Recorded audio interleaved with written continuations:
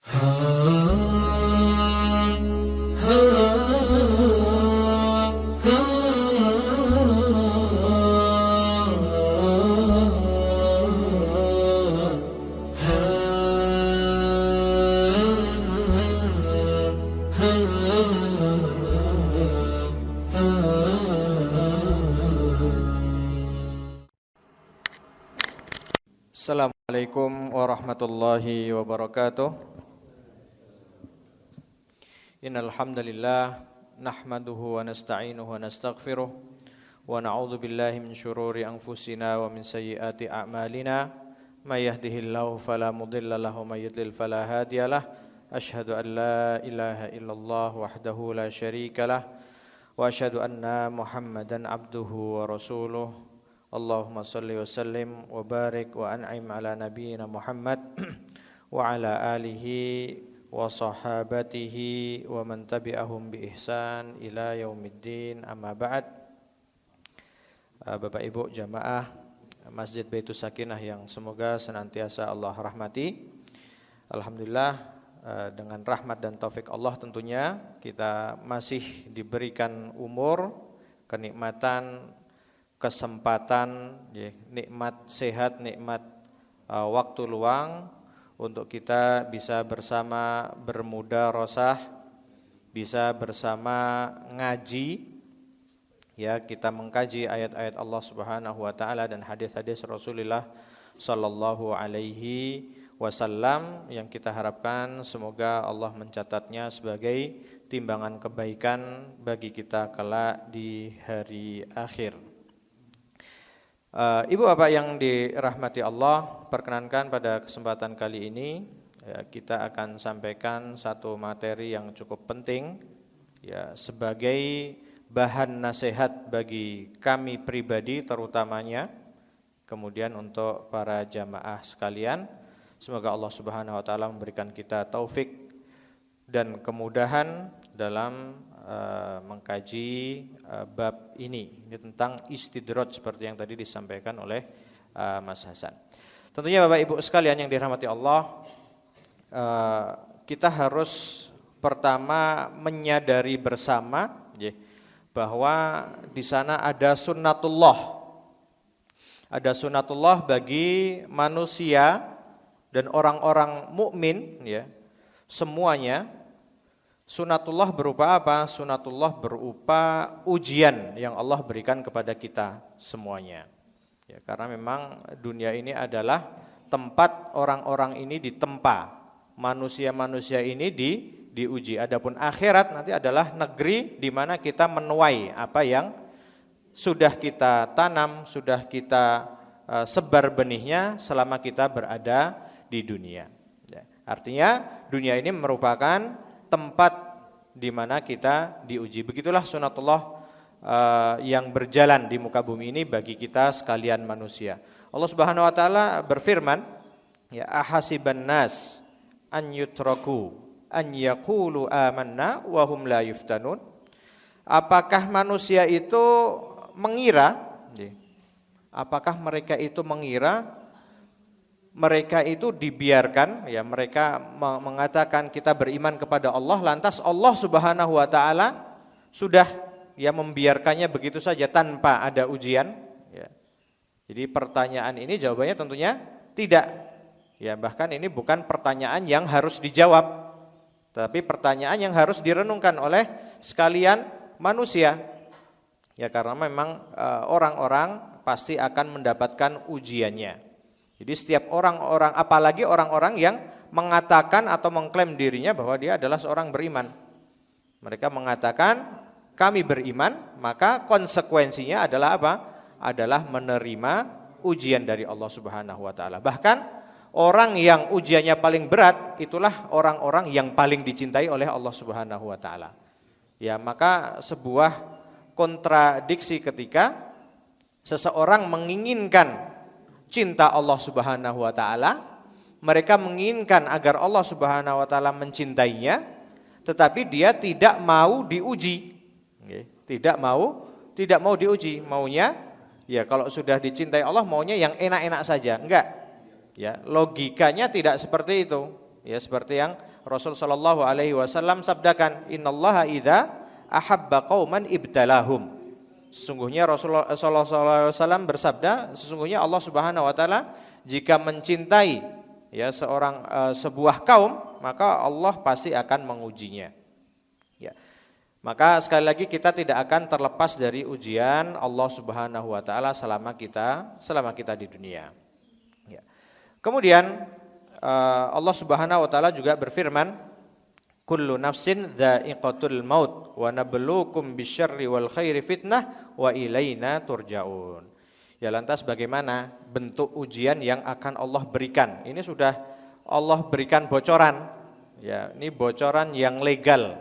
Ya, tidak seperti ujian nasional dan ujian sekolah, maka enggak boleh ada bocoran. Adapun ujian-ujian Allah Subhanahu wa taala sebenarnya kita sudah diberitahu oleh Allah Subhanahu wa taala bagaimana bentuk ujiannya. Sudah ada buku panduannya. Sudah ada panduannya. Apa itu panduannya? Tentunya Al-Qur'an dan hadis-hadis Nabi Muhammad sallallahu alaihi wasallam. Di sana Allah sudah menggariskan, Rasulullah sallallahu alaihi wasallam juga sudah menyebutkan ya, langkah-langkah atau ujian apa saja, kemudian langkah-langkah apa saja yang harus ditempuh oleh seorang mukmin. Nah, di sini Allah Subhanahu wa taala sudah memberikan bocorannya. Bentuk ujiannya itu seperti apa? Bentuk ujiannya seperti apa? Allah mengatakan kullu nafsin dha'iqatul maut. Setiap yang berjiwa itu pasti akan meninggal. Kapan Pak meninggalnya, Pak? Meninggalnya kita enggak tahu kapan, ya. Tapi yang jelas seiring berjalannya waktu, umur kita itu senantiasa berkurang. Ya, Imam Hasan Al-Basri pernah mengatakan sesungguhnya ya seorang itu adalah hitungan hari-hari. Ya, umur seorang itu hanyalah hitungan hari-hari. Setiap hari itu berlalu maka berkuranglah jatah hidupnya di dunia ini. Di sini Allah mengatakan kullu nafsin dha'iqatul maut, itu sudah sesuatu yang pasti. Ya, sesuatu yang pasti. Kemudian Allah memberikan bocoran-bocorannya apa? Ini tadi wa nabluukum bisyarri wal khairi fitnah wa ilaina turja'un. Ya, sungguh kita akan menimpakan, kita akan memberikan asyarri wal khairi. Wa nabluukum bisyarri wal khairi sebagai bentuk fitnah. Allah Subhanahu wa taala akan timpakan, berikan kepada kita kejelekan-kejelekan, kesempitan-kesempitan. Kemudian juga Allah akan memberikan kita kebaikan-kebaikan. Semuanya itu adalah dalam rangka apa? Dalam rangka menguji. Jadi ternyata bentuk ujian itu tidak selamanya berupa kesempitan, berupa kekurangan, ya. Kelapangan pun itu merupakan ujian yang Allah berikan kepada kita. Wa ilaina turja'un, dan sungguh kepada Allah lah kita semua akan kembali. Bapak Ibu yang dirahmati Allah, ya. Ini perlu kita sikapi dengan baik, ya. Bagaimana kita harus bersikap, ya. Tetapi apapun itu ujiannya, ya, entah itu Allah berikan kebaikan, kenikmatan, atau Allah berikan keburukan, ya. Tetapi bagi seorang mukmin, ya, kedua kemungkinan ujian yang akan diterimanya itu adalah sebuah kebaikan. Rasulullah sallallahu alaihi wasallam menegaskan ajaban li amril mukmin. Ya, sungguh mengagumkan perkara seorang mukmin itu. Ya. Sungguh mengagumkan perkara mukmin itu. Kenapa? Karena inna amrohu kullahu khair. Karena sesungguhnya setiap perkara yang seorang mukmin hadapi, ya, itu adalah kebaikan. Ya. Walaysa dzalika li ahadin illa lil mu'min. Dan tentunya kebaikan tersebut dalam segala keadaan itu tidak Allah berikan kepada setiap orang, melainkan hanya Allah berikan kepada seorang mukmin saja. Ya, jadi ketika Allah Subhanahu wa taala memberikan kenikmatan, maka itu baik bagi seorang mukmin. Ketika Allah memberikan kesempitan, itu baik bagi seorang mukmin. Lantas Rasulullah SAW menjelaskan in asabahu sarra syakar fakana khairan lahu. Ketika seorang mukmin itu diberikan kelapangan, kemudahan, kenikmatan, di antara orang-orang itu banyak yang merasa susah untuk mendapatkan harta misalnya. Oh kok ini ada orang yang usahanya, upayanya tidak terlalu ngoyo, tidak terlalu keras, tetapi Allah Subhanahu wa taala limpahkan harta yang Masya Allah banyak. Nah, ketika itu ya, apa yang seharusnya mukmin lakukan? Syakar. Ya, dia bersyukur, fakana khairan lahu. Maka ketika dia bersyukur atas kenikmatan yang Allah berikan, kelapangan yang Allah berikan, itu adalah hal yang baik baginya, bagi seorang mukmin tersebut. Wa in asabahu dharra sabar fakana khairan lahu. Hadis ini diriwayatkan oleh Imam Muslim. Dan ketika seorang mukmin itu tertimpa musibah, diberikan kesempitan, diberikan musibah, kemudian dia bersabar, maka hal tersebut baik baginya. Poinnya di sini adalah Bapak Ibu sekalian yang dirahmati Allah, adalah bagaimana seorang mukmin ini bersikap, bagaimana seorang mukmin ini merespon ujian yang Allah berikan. Ya. Jadi responnya apa Pak? Responnya hanya dua. Dalam segala ujian itu responnya hanya dua saja. Bersyukur atau bersabar.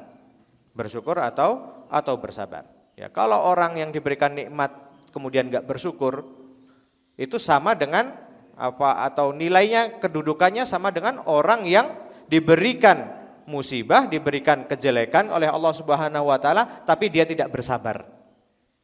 Kira-kira kalau Allah Subhanahu wa taala tawarkan kepada kita ujian mana yang kita inginkan? Diberikan kenikmatan kemudian kita bersyukur atau diberikan musibah tapi kita bersabar? Milih yang mana, Bu? Milih yang nikmat. Tapi yakin bisa, Pak? Bisa bersyukur itu yakin enggak kira-kira? Ya, ini PR kita bersama tentunya. Ya, PR kita bersama. Ya. Ini poinnya Ibu Bapak sekalian, ya. Lantas selanjutnya, pertanyaan selanjutnya adalah syukur itu bagaimana caranya? Ya, bagaimana kita bersyukur kepada Allah Subhanahu wa taala atas segala nikmatnya? Nikmat yang kita dapatkan tentu tidak bisa dihitung, ya. Sangat banyak sekali. Kalau kita menghitung-hitung tentu enggak mampu. Tapi coba kita melihat sampai saat ini apa yang sudah Allah berikan kepada kita. Mata kita alhamdulillah masih berfungsi dengan baik. Ya, kemudian jantung juga masih memompa darah ke seluruh tubuh dengan baik. Ya, kalau jantungnya sedikit lemah saja, ya itu akan menimbulkan ya dan berpotensi untuk sakit komplikasi seperti itu ya, dan seterusnya. Ini adalah salah satu nikmat yang Allah berikan kepada kita. Ya. Jadi syukur itu ya bagaimana kita bersyukur kepada Allah Subhanahu wa taala? Caranya adalah dengan menjaga nikmat. Ya, menjaga nikmat. Menjaga nikmat amanah, amanah dalam menjaga nikmat itu bagaimana? Ya. Di sini ada satu bait syair yang dinisbatkan kepada Ali ibn Abi Thalib radhiyallahu taala anhu, ya. Beliau mengatakan idza kunta fi ni'matin far'aha. Jika engkau sedang berada dalam kenikmatan, maka jaga nikmat tersebut. Ya. Jaga nikmat tersebut. Kemudian beliau melanjutkan fa innal ma'asi tuzilun ni'am. Karena sesungguhnya maksiat-maksiat itu akan apa? Akan menghilangkan kenikmatan itu. Jadi di sini Ali bin Abi Thalib dalam syairnya ya mengisyaratkan kepada kita sekalian bahwa cara menjaga nikmat yang sudah Allah berikan adalah apa? Dengan bertakwa kepada Allah Subhanahu wa taala. Ya, taat kepada Allah Subhanahu wa taala, ya, kemudian menghindari maksiat. Ya. Kemudian beliau melanjutkan wahafid 'alaiha bitaqwal ilahi. Ya, jagalah nikmat tersebut dengan apa? Bertakwa kepada Allah Subhanahu wa taala. Fa innal ilaha sari'un niqam. Sesungguhnya Allah Subhanahu wa taala ya, itu akan cepat ya membalas memberikan balasan terhadap apa yang diperbuat oleh manusia. Jadi sekali lagi di antara cara bersyukur adalah menjaga amanah nikmat yang Allah berikan kepada kita dengan cara apa? Bertakwa kepada Allah. Ya, taat kepada Allah dan menjauhi maksiatnya. Ya. Dalam konteks ini juga Ibnu Qayyim, ya, beliau adalah murid di antara murid yang paling top Murid siapa? Murid Syekhul Islam Ibnu Taimiyah. Ya, di antara murid Syekhul Islam Ibnu Taimiyah itu ulama-ulama besar juga Pak. Di antaranya siapa? Al-Hafidz Az-Zahabi. Ya. Kenal enggak Pak Al-Hafidz Az-Zahabi ini Pak? Kalau Ibnu Katsir kenal Pak? Bukan kenal ya, tahu enggak? Pernah nate mireng Pak Ibnu Katsir? Ya, ini beliau mufassir Ibnu Katsir. Ya, ada Al-Hafidz Az-Zahabi, kemudian termasuk juga Ibnu Hajar Al-Asqalani. Oh, siapa ini Ibnu Hajar Al-Asqalani? Ini imam dalam mazhab Syafi'i. Ya, jadi muridnya Ibnu Taimiyah itu adalah para ulama. Ya, ulama-ulama besar. Di antara yang paling top adalah Ibnu Qayyim rahimahumullahu jami'an. Nah, nampaknya Bapak Ibu sekalian cukup penting ya kita mempopulerkan nama-nama ulama ini di telinga anak-anak kita. Agar apa Pak? Agar anak-anak kita itu enggak salah milih idola Pak. Adik-adik tahu Ibnu Qayyim Dek? Kalau Cristiano Ronaldo tahu Dek? Oh tahu. Tapi kalau Ibnu Qayyim enggak tahu. Ya. Ini lumrah ya, lumrah. Tetapi tentunya ini cukup menjadi perhatian bagi kita ya. Karena ketika seorang anak ini mengidolakan idola yang salah ya, menjadikan seorang yang tidak tepat sebagai role model ya, ini bisa berdampak cukup parah Bapak Ibu sekalian yang dirahmati Allah. Ya, maka perlu bagi kita untuk kita yang mengenalkan para sahabat ya, para nabi. Memang betul anak-anak ketika masih muda, masih anak-anak ya, di antara usaha kita itu adalah dengan memberikan apa Pak, pengajaran yang tepat, yang cukup tepat atau pas dengan umur-umur mereka itu adalah dengan cara mengkisahkan, memberikan kisah ya, menceritakan kepada anak-anak sebelum tidur, misalnya menceritakan tentang para nabi, para rasul, kemudian para sahabat. Nah ini, tetapi ternyata sepertinya itu hal yang simpel, ya, hal yang mudah, tetapi banyak di antara kita sulit untuk mempraktekkan atau tidak punya kesempatan atau tidak menyempatkan. Ini yang jadi masalah, kita tidak menyempatkan untuk anak-anak. Ya. Siapa sih Hamzah ibn Abdul Muthalib? Oh ini padahal beliau mempunyai gelaran yang prestisius sekali Pak. Apa? Sayyidus Syuhada, penghulunya para syahid, para syuhada. Ya. Tetapi mungkin banyak dari anak-anak kita enggak tahu siapa itu Hamzah. Ya.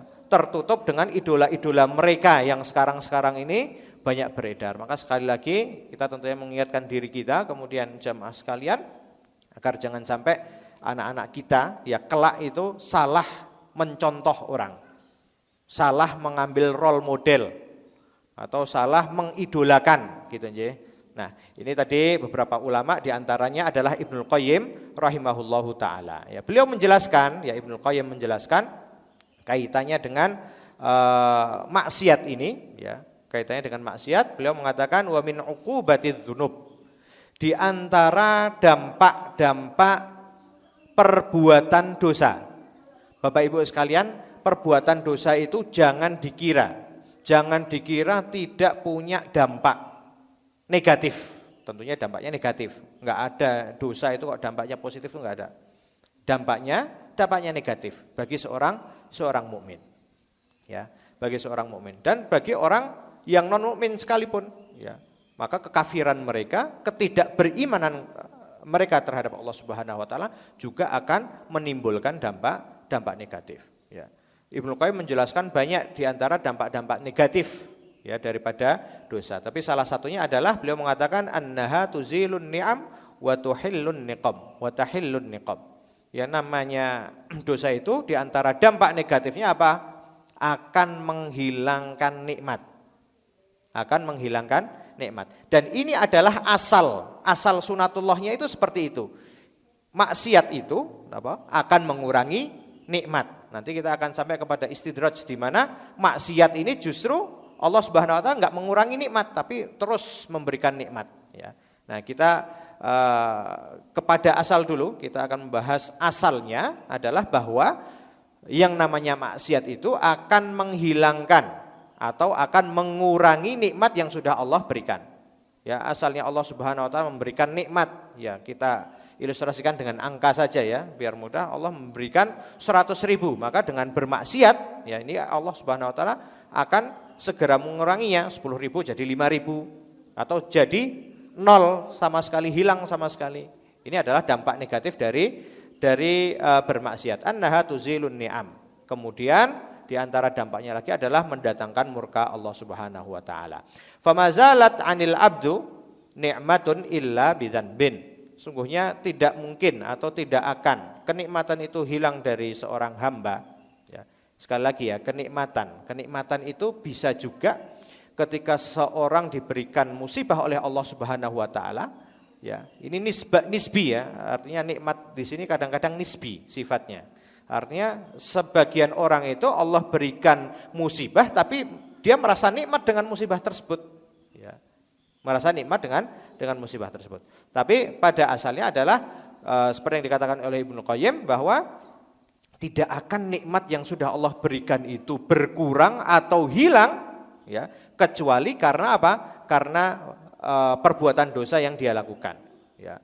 Kemudian juga tidaklah murka Allah Subhanahu wa taala akan datang ya, melainkan karena dosa yang dilakukan oleh manusia. Ya. Di sini beliau juga menukil perkataan dari Ali ibn Abi Thalib radhiyallahu taala anhu. Beliau mengatakan, "Ma nazala bala'un illa bidzanbin wala rufi'a illa bitaubah." Sesungguhnya bala atau musibah itu tidak akan turun kepada seorang hamba kecuali karena dosa. Dan musibah tersebut tidak akan diangkat dari hamba tersebut kecuali dengan apa? Dengan taubat.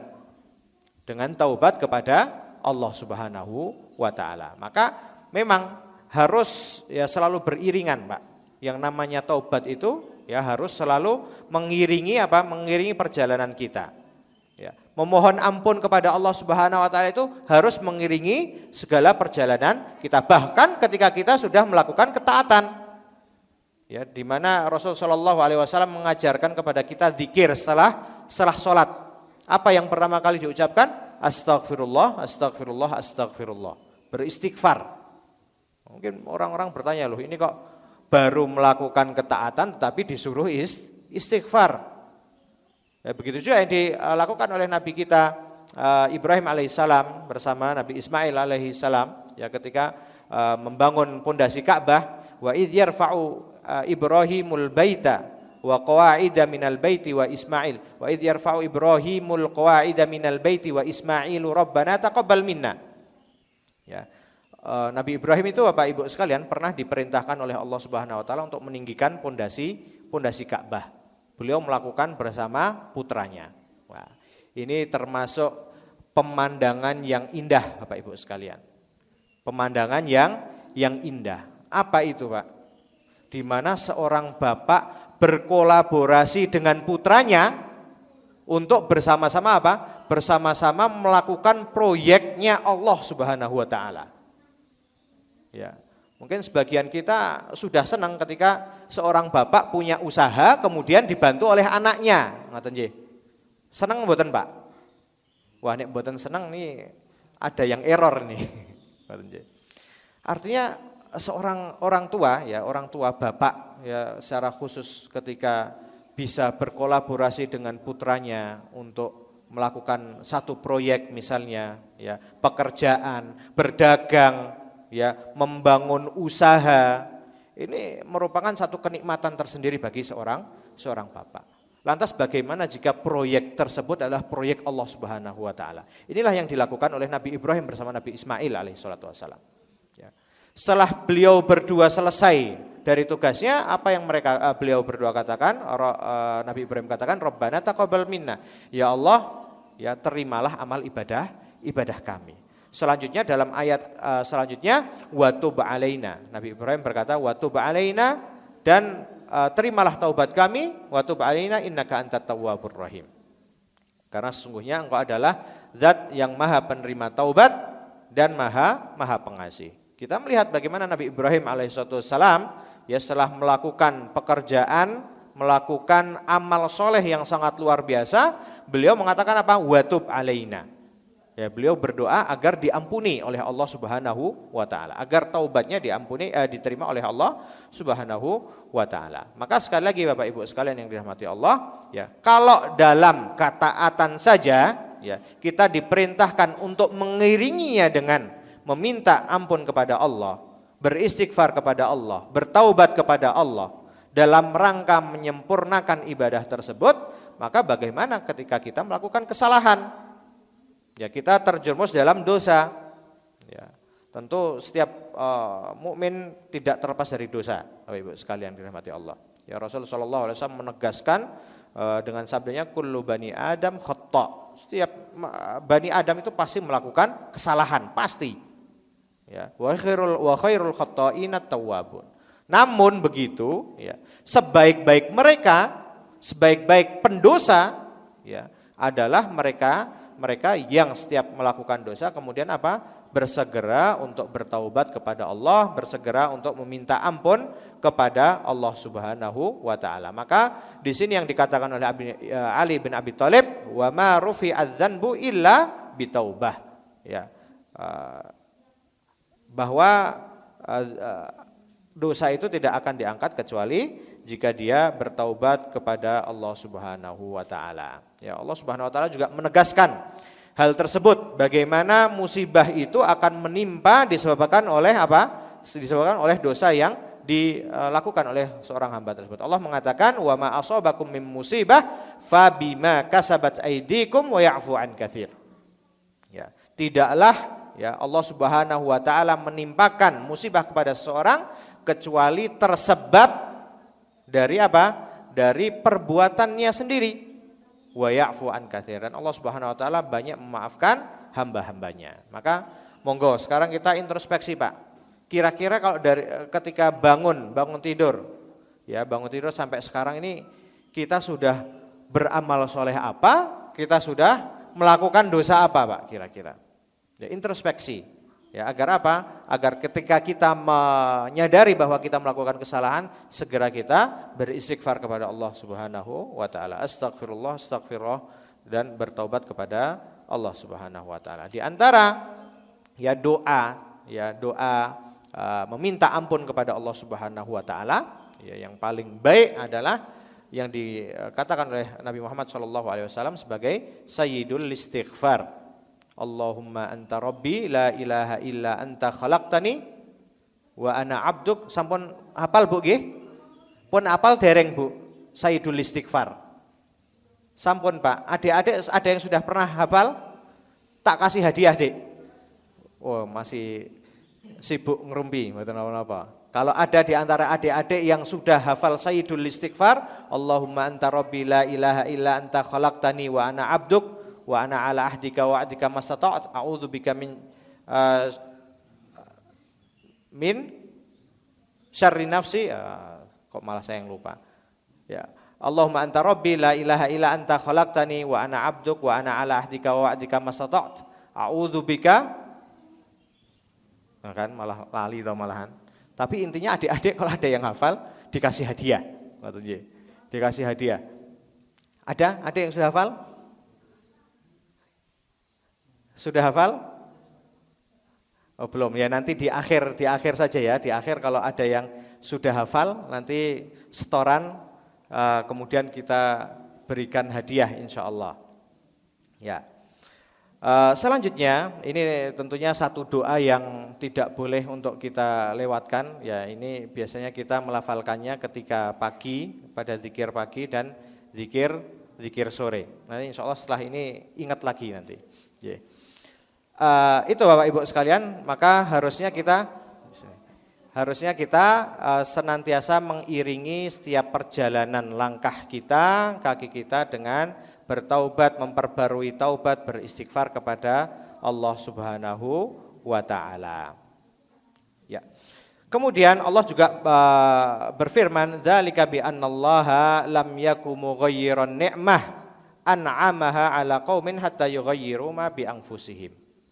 Allah menegaskan di sini dalam surat Al-Anfal bahwa Allah Subhanahu wa taala tidak akan, ya. Ini percaya enggak kalau Allah Subhanahu wa taala yang ngendika berfirman, ya. Allah Subhanahu wa taala tidak akan merubah nikmat yang sudah Allah berikan kepada seorang hamba kecuali hamba tersebut, hamba itu sendiri yang merubah nikmat Allah Subhanahu wa taala. Bagaimana seorang hamba itu merubah nikmat Allah Subhanahu wa taala? Ya, beliau Ibnu Qayyim menjelaskan ya bahwa yang dinamakan atau dimaksud dengan seorang hamba merubah nikmat Allah Subhanahu wa taala ya itu dengan mereka merubah atau beralih dari ketaatan kepada Allah beralih kepada maksiat kepada Allah. Beralih dari syukur kepada Allah menuju kufur terhadap Allah Subhanahu wa taala, terhadap nikmat Allah Subhanahu wa taala. Dan beralih dari dia senantiasa melakukan sebab-sebab agar mendapatkan ridha Allah Subhanahu wa taala ya, menuju kepada sebab-sebab yang menyebabkan atau menggiring manusia untuk mendapati murka Allah Subhanahu wa taala. Artinya ketika seorang hamba itu taat, Allah akan berikan nikmat dan nikmatnya akan menetap, Pak. Jika ketaatan tersebut juga istiqomah. Tapi ketika sudah berubah ya kepada kemaksiatan, maka Allah di situ akan merubah nikmat yang tadi Allah sudah berikan, ya. Kemudian juga dalam ayat lain Allah mengatakan innallaha la yughayyiru ma biqaumin hatta yughayyiru ma bi anfusihim. Ya. Jadi sebaliknya ketika seorang itu kok awalnya itu bermaksiat atau gemar bermaksiat kepada Allah Subhanahu wa taala, ya, kemudian dia berubah atau berhijrah, Pak ya. Sekarang istilah yang lebih populer berhijrah, hijrah dari kemaksiatan menuju ketaatan, hijrah dari kebid'ahan menuju sunnah Rasulullah Shallallahu Alaihi Wasallam, ya. Hijrah dari kekufuran menuju kepada Islam, maka disitulah Allah Subhanahu Wa Taala akan melimpahkan berbagai nikmatnya. Ya, demikianlah sunatullah, ya Bapak Ibu sekalian. Ya, sunatullahnya seperti ini, asalnya seperti itu. Ya, dia akan diberikan nikmat ketika dia taat, dia akan dicabut nikmatnya ketika dia maksiat. Tetapi pada kenyataannya kita sering melihat Bapak Ibu sekalian, ya, sering melihat orang-orang, ya, orang-orang yang bermaksiat kepada Allah Subhanahu wa taala tapi rezekinya lancar misalnya. Ya. Bermaksiat kepada Allah tetapi kesehatannya tidak berkurang. Ngaten nggih. Pernah melihat Bapak Ibu sekalian? Pernah menyaksikan orang-orang yang demikian? Ya, orangnya kok gemar maksiat. Bukan kita suudzon terhadap orang, tapi terlihat jelas Pak kemaksiatannya. Ya, ya kemaksiatan itu salah satunya kezaliman, orang suka berbuat zalim, orang suka ngapusi, orang suka judi, okay. Judi napa Pak? Sing sekarang populer judi online. Subhanallah. Yeah. Judi online dan ternyata ini bukan menimpa bapak-bapak saja tetapi ibu-ibu juga, bahkan anak-anak ini sudah kenal judi online ini. Ini tentunya sebuah kemaksiatan kepada Allah Subhanahu wa taala, ya. Dan di antara kemaksiatan yang paling parah ini kenapa, Pak? Topnya maksiat itu apa, Bu? Apa kira-kira? Ya syirik kepada Allah Subhanahu wa taala, tidak beriman, juga tidak beriman kepada Allah Subhanahu wa taala. Alias orang-orang yang tidak beriman itu siapa? Ya orang-orang kafir. Ya, nyatanya yang kita lihat, ya kita lihat dan banyak kita dapati, ternyata orang-orang kafir itu apa? Berlimpah harta. Ya, kalau kita mengartikan nikmat sebagai harta, ya sebagai harta, maka kita dapati mereka itu apa? Mereka banyak di antara mereka yang kaya raya, ya, yang tidak kekurangan sedikit pun. Ya. Mungkin kalau kita melihat orang terkaya di dunia itu siapa Pak? Katanya Bill Gates misalnya. Muslim mboten Pak? Muslim Bill Gates itu Pak? Tahu Bill Gates Bu ya? Adik-adik tahu Bill Gates? Nah, gitu. Intinya adalah di antara orang-orang terkaya di dunia itu adalah orang-orang kafir. Ya. Maka seakan-akan kalau kita hanya berhenti pada kaidah pertama tadi, ya, kaidah pertama tadi di mana Allah Subhanahu wa taala akan memberikan nikmat dan membuat nikmat itu tetap ketika dia taat dan akan mencabutnya ketika dia maksiat. Loh kok ini kok enggak berlaku? Kaidah seperti ini, kaidah yang tadi kok nggak berlaku dengan orang-orang kafir. Maka kita katakan tunggu dulu, ya. Tunggu dulu. Ada juga yang Allah Subhanahu wa taala namakan dengan istidraj. Napa Bu, Pak? Istidraj. Istidraj itu kalau diartikan itu ya kira-kira jebakan lah ya, jebakan, bukan jebakan juga. Artinya Allah Subhanahu wa taala memang sengaja memberikan kelimpahan nikmat berupa harta, rezeki, kesehatan ya, yang terus-menerus continue. Tetapi apa? Tetapi itu akan Allah Subhanahu wa taala cabut sewaktu-waktu ya. Dan hal tersebut kenapa? Tersebab dari kemaksiatan yang terus-menerus. Kemaksiatan yang terus-menerus. Tadi kalau kita artikan kebaikan atau kenikmatan itu sebagai harta, ya maka orang kafir banyak kita dapati kaya raya, bahkan menjadi orang terkaya di dunia. Kalau kita melihat kenikmatan itu sebagai sebuah kesehatan, kita juga banyak melihat orang-orang kafir, orang-orang yang tidak beriman kepada Allah Subhanahu wa taala, ya, Allah panjangkan umurnya, artinya sehat. Artinya sehat. Tetapi sekali lagi Ibu Bapak sekalian yang dirahmati Allah, kita perlu waspada. Ya, kita perlu waspada karena pada hakikatnya kenikmatan-kenikmatan yang Allah berikan kepada orang-orang kafir, ya ini adalah istidraj. Ya, kita bisa pastikan seperti itu. Ya, setiap kenikmatan yang Allah berikan kepada orang-orang kafir, padahal orang-orang kafir ini senantiasa bermaksiat kepada Allah Subhanahu wa taala. Jadi kalau orang mukmin, ya Ibu Bapak sekalian, orang mukmin ini masih ada kemungkinan dia kadang kadang bermaksiat, tapi kadang taat juga. Tapi kalau sudah orang kafir ini setiap langkahnya ini adalah kemaksiatan. Ya walaupun dia di satu sisi kita mengakui ada kebaikan-kebaikan ya di dunia. Tetapi dengan dia selalu tidak beriman kepada Allah Subhanahu wa taala, ya, itu hakikatnya berarti bahwa setiap langkahnya dia bermaksiat kepada Allah Subhanahu wa taala. Maka ya dikatakan bahwa orang-orang kafir, kenikmatan yang Allah berikan kepada orang-orang yang tidak beriman kepada Allah itu adalah istidraj. Ya. Dan Rasulullah SAW memang menegaskan juga kepada kita orang-orang mukmin ya ketika beliau mengomentari tentang bejana dari emas, dari perak. Kita enggak boleh ya kalau menggunakan bejana dari emas, dari perak ya. Sendoknya sendok emas, piringnya piring emas atau piring perak itu haram bagi seorang mukmin. Beliau mengatakan lahum fid dunya wa lakum fil akhirah. Sungguhnya kemewahan-kemewahan seperti ini, bejana-bejana yang seperti ini memang sudah dijatahkan untuk orang-orang yang tidak beriman di dunia. Adapun kalian wahai orang-orang beriman, jatah kalian kelak nanti di akhirat.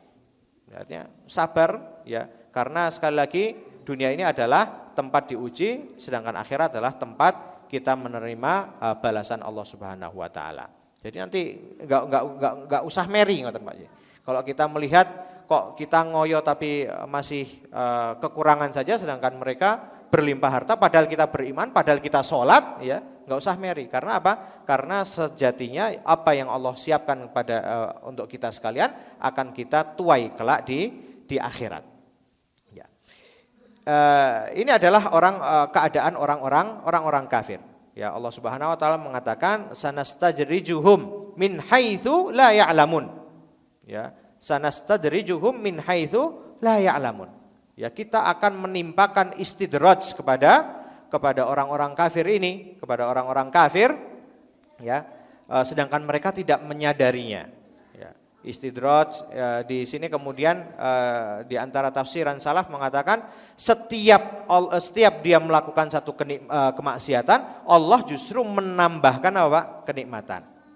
Jadi maksiat yang berterus-terus ya Allah Subhanahu wa taala ganjar dengan apa? Dengan kenikmatan-kenikmatan. Dan ini berlaku juga untuk orang-orang mukmin yang berdosa, orang-orang mukmin asi yang ahli maksiat, orang saling melakukan kemaksiatan ya, dosa kecil maupun dosa besar ya, maka mereka juga terancam dengan hal tersebut ya, dengan kemaksiatan-kemaksiatan yang terus continue ya, terus menerus, tapi Allah Subhanahu wa taala masih timpakan berikan kenikmatan ya, kenikmatan demi kenikmatan ya. Orang yang makan riba misalnya ya, ini kalau kalau kenikmatan itu diartikan sebagai harta yang banyak, ya ketika dia berurusan dengan riba, kok tetap saja dia mendapatkan kenikmatan-kenikmatan. Ya, maka diketahui bahwa ini adalah sebuah istidraj, ya, sebuah istidraj. Ya, Allah Subhanahu wa taala ya di ayat yang lain mengatakan falamma nasu ma dzukiru bihi fatahna alaihim abwaaba kulli syai' hatta idza farihu bima utu akhadnahum baghtah fa idzahum mublisun. Maka tatkala mereka melupakan peringatan yang telah diberikan kepada Allah kepada mereka sekalian manusia, ya, Allah telah memberikan peringatan agar taat, agar jangan maksiat, tetapi mereka tidak mengindahkan peringatan tersebut, maksiat diterabas, ketaatan ditinggalkan, maka apa yang Allah katakan selanjutnya, justru kami akan bukakan pintu-pintu kesenangan untuk mereka. Pintu-pintu kesenangan. Sehingga apabila ketika mereka bergembira, ketika mereka senang dengan apa yang Allah berikan kepada mereka berupa kenikmatan padahal mereka terus maksiat, maka Allah Subhanahu wa taala akan akhadnahu baghtah. Allah akan mencabut kenikmatan itu secara tiba-tiba, sekonyong-konyong. Ya. Dan itu tentu lebih sakit Pak ya, daripada memang kita sejak awal itu sudah terbiasa Pak? Sudah terbiasa kekurangan ya, maka sampai akhir hayat pun ada yang tetap dalam kekurangan tersebut, maka dia sudah berdamai dengan kekurangan tersebut. Ya, berbeda dengan orang yang Allah Subhanahu wa taala limpahkan kepadanya kenikmatan, ya, harta yang banyak, tetapi pada satu titik kemudian Allah tiba-tiba mencabut semua kenikmatan tersebut. Maka ini sangat akan lebih sakit, katanya Pak. Kemudian apabila kita tadi yang kita sampaikan, kalau kita melihat kenikmatan itu berupa kesehatan, ya, kemudian kok kita bermaksiat kepada Allah Subhanahu wa taala, ya kaitannya dengan kesehatan. Ya, Nyuwun sewu ini saya tanya nih, kalau dari perspektif kedokteran, kesehatan, kira-kira nek nyuwun sewu merokok niku marake sehat napa marake gerah, Pak? Yang jujur akan mengatakan marake gerah, akan kemudian menimbulkan penyakit. Ya, kemudian berpotensi untuk menimbulkan penyakit komplikasi dan seterusnya. Ya. Jadi ketika seorang diberikan kesehatan, tetapi menggunakan kesehatan tersebut atau mencemari kesehatan tersebut dengan apa yang kita sampaikan tadi, dengan merokok, kemudian dengan mengkonsumsi alkohol misalnya. Ya, semoga Allah Subhanahu Wa Taala jauhkan ya Temanggung ini dari alkohol yang nampaknya bahkan sudah ada outlet resmi katanya ya. Nasallallahu salamah wal afiyah, semoga kita dihindarkan oleh Allah Subhanahu wa taala dari penyebaran hal-hal tersebut ya. Allah berikan kesehatan ya, padahal mereka mengkonsumsi hal-hal yang seperti ini. Ya, bahkan sebagian mereka, dan ini sudah sering kita dengar. Ngerokok enggak ngerokok napa Pak? Mati ngoten nggih. Bahkan argumentasi sebagian yang merokok, itu sing enggak merokok saja lebih dulu dipanggil daripada saya yang merokok. Ini argumentasi seperti ini. Maka kita lihat fenomena ini dengan pemahaman kita terhadap istidraj itu tadi Bapak Ibu sekalian. Ya. Apakah kita tidak takut? Ya, Allah berikan kesehatan walaupun dia mengkonsumsi alkohol misalnya, kemudian mengkonsumsi rokok dan seterusnya, tapi Allah senantiasa berikan dia kesehatan, kekuatan, malah bisa fokus katanya seperti itu. Yakin itu nikmat atau justru istidraj? Itu pertanyaan yang perlu kita tanyakan kepada diri kita sendiri. Ya. Apakah itu nikmat ataukah itu istidraj? Ya. Maka kita perlu waspada, perlu takut, perlu melihat lagi nikmat-nikmat yang Allah berikan kepada kita. Harta, kemudian kesehatan, adanya keturunan yang soleh. Ya. Kemudian kita melihat apa yang selama ini kita lakukan kok ternyata, kok kita merasa itu tidak sinkron, tidak pas. Ini kok maksiatnya lancar tapi kok kenikmatannya lancar juga, ya, maka perlu kita waspada apakah itu istidraj, ya, apakah itu istidraj, ya, karena kalau istidraj ya ancamannya itu tadi, nanti Allah Subhanahu wa taala bisa jadi secara tiba-tiba akan mencabut itu semuanya, ya, mencabut itu semuanya, ya. Bahkan kalau seorang muslim sebelum ya sampai dia meninggal kok tidak melihat dampak negatif dari dosa-dosa yang dia lakukan, maka itu justru lebih ngeri lagi, Pak. Justru lebih ngeri lagi. Kenapa? Karena bisa jadi Allah Subhanahu wa taala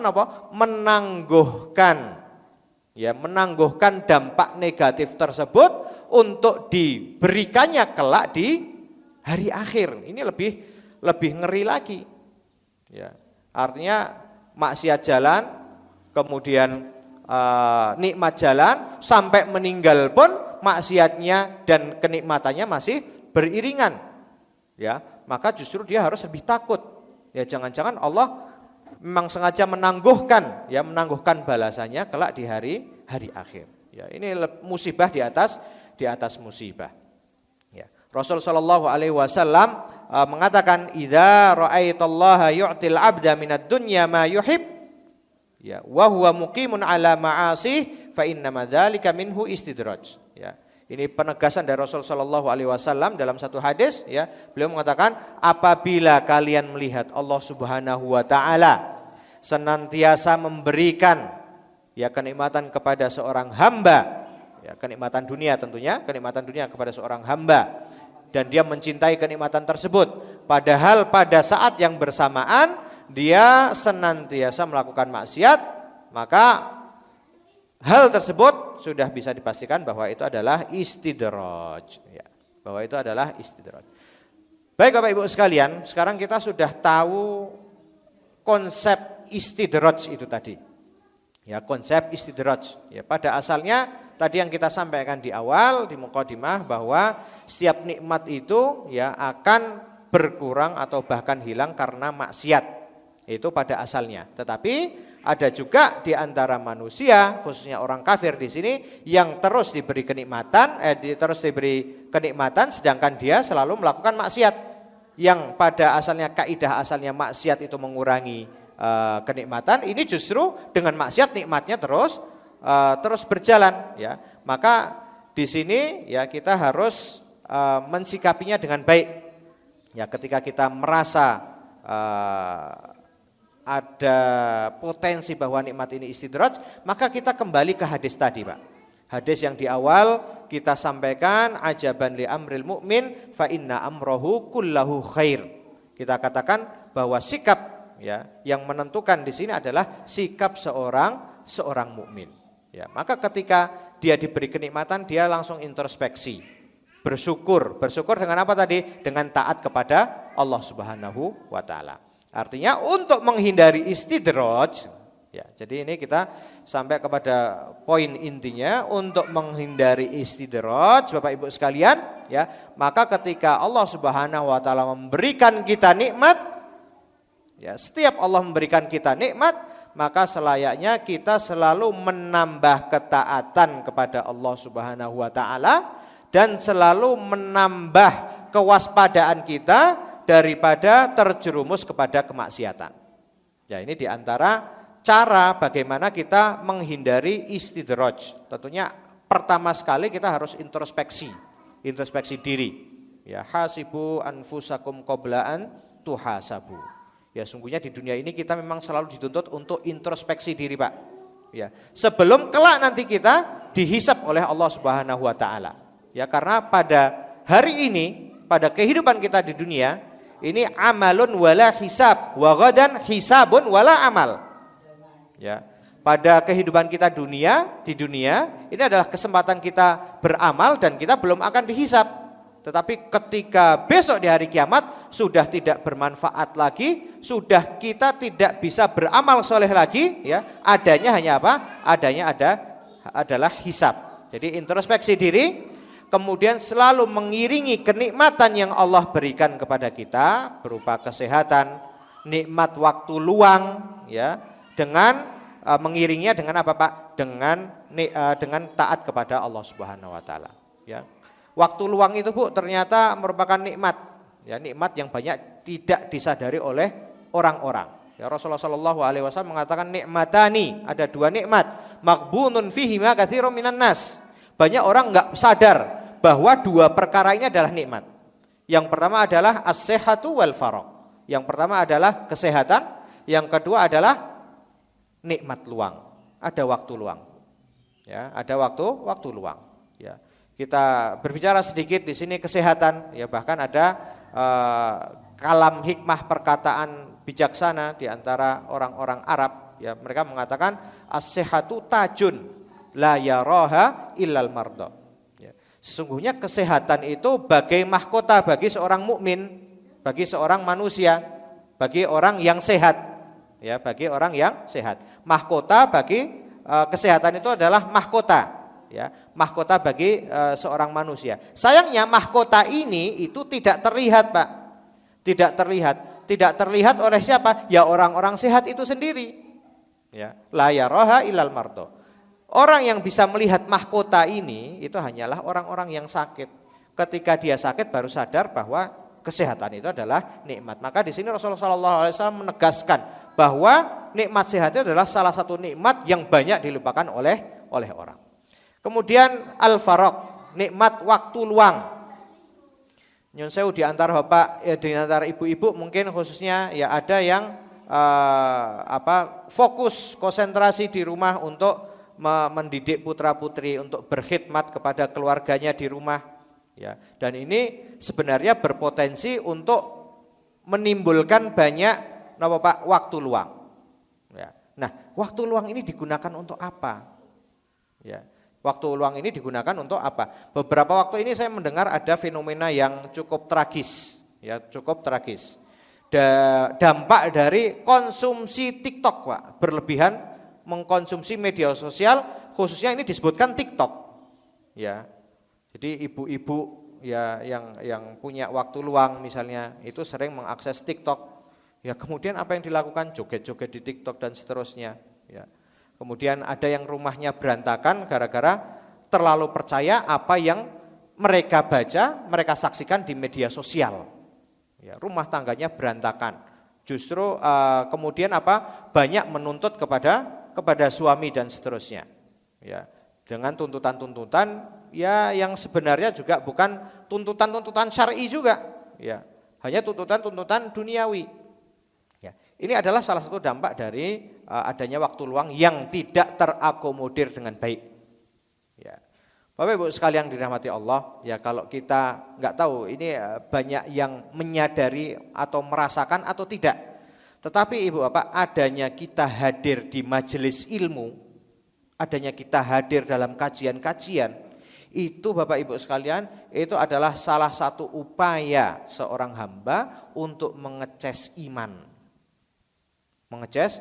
Dan ini dari dulu yang para guru-guru kita, masyayikh kita ingatkan, ya, ketika kalian merasa futur atau malas dalam beribadah, ya, salah satu upaya yang pantas untuk dilaksanakan atau dilakukan adalah sudah hadir duduk di majelis ilmu.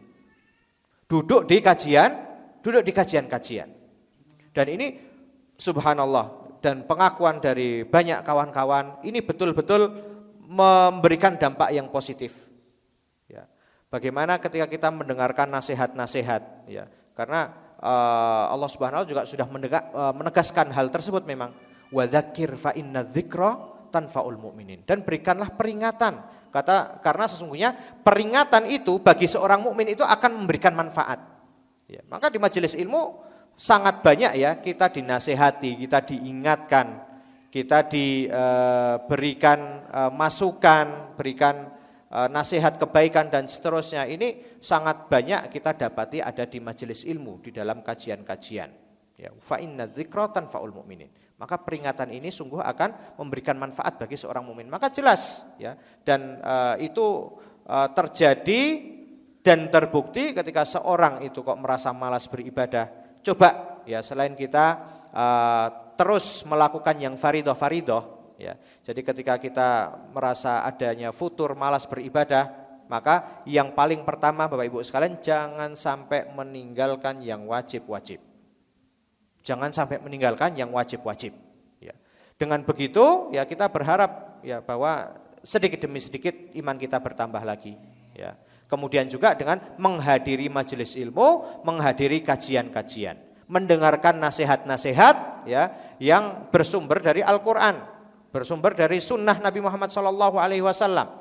Kenapa saya tegaskan bersumber dari Al-Quran, bersumber dari hadis Nabi Muhammad SAW? Karena itu memang lebih melegakan Ibu Bapak sekalian. Sekarang kita sering mendengarkan quote-quote ya, kata-kata bijak, kata-kata bijak yang datangnya mungkin dari filosof Yunani misalnya, ahli filsafat dan seterusnya. Ya memang itu ada kebaikan, barangkali ada kebaikan di situ. Karena kandungannya tidak bertentangan dengan Al-Quran, tidak bertentangan dengan sunnah. Tetapi Ibu Bapak sekalian akan lebih melegakan, akan lebih menenangkan, hati kita tenang ketika kita mendengar ayat-ayat Allah Subhanahu wa taala. Ya. Di antara para sahabat kalau nggak salah Utsman ya bin Affan mengatakan kalau saja hati kita itu bersih, maka kita tidak akan pernah bosan mendengarkan ayat-ayat Allah Subhanahu wa taala. Ya, tapi kalau kita gampang bosan ketika membaca Al-Qur'an kok gampang bosan, ketika mendengarkan kajian kok gampang bosan, ya, maka kita juga perlu curiga terhadap diri kita sendiri, ya. Kecurigaan terhadap diri kita sendiri ini merupakan satu tameng, Pak. Jadi kita merasa curiga terhadap diri kita, ini satu tameng untuk mengingatkan kita sendiri ya agar kita selalu berada di atas track yang benar, track yang betul. Ya, maka sekali lagi hadir di majelis ilmu, kajian-kajian, atau kalau belum terjangkau karena waktu dan lain sebagainya, okelah kita toleransi.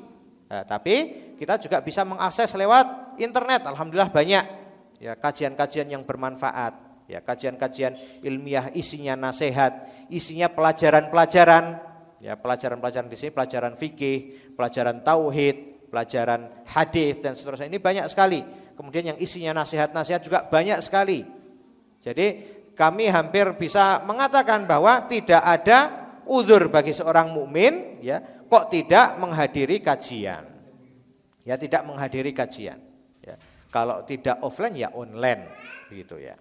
Nah, ini Bapak Ibu sekalian kira-kira yang bisa kita sampaikan bagaimana kita mensikapi nikmat Allah Subhanahu wa taala, bagaimana kita mensikapi musibah yang Allah timpakan kepada kita. Intinya apa yang kita hadapi sebagai ujian kenikmatan ataupun ujian musibah, bagaimana seharusnya kita menghadapinya, bagaimana sikap kita dalam meresponnya ya. Kemudian juga kita harus waspada terhadap apa yang dinamakan istidraj.